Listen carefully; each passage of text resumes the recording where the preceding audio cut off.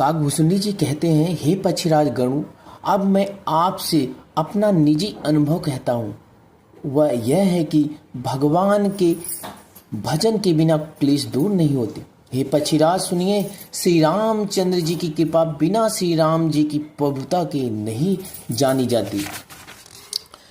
प्रभुता जाने बिना उन पर विश्वास नहीं जमता, विश्वास के बिना प्रीत नहीं होती, और प्रीत के बिना भक्ति वैसे ही दृढ़ नहीं होती जैसे हे पक्षीराज जल की चिकनाई ठहरती नहीं है।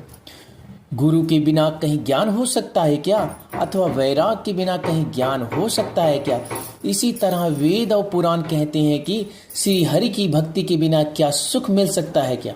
हे तात, स्वाभाविक संतोष के बिना क्या कोई शांति पा सकता है, चाहे करोड़ों उपाय करके पच पच मरिए, फिर भी क्या कभी जल के बिना नाव चल सकती है क्या।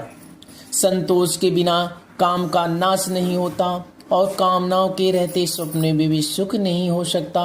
और श्री राम के भजन के बिना कामनाएं कहीं मिट सकती हैं क्या, बिना धरती के भी कहीं पेड़ उग सकता है क्या। विज्ञान तत्व ज्ञान के बिना क्या समभाव आ सकता है कि आकाश के बिना क्या कोई अवकाश पोल पा सकता है क्या।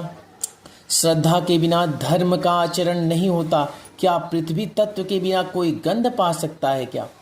तप के बिना क्या तेज फैल सकता है क्या, जल तत्व के बिना संसार में क्या रस हो सकता है क्या।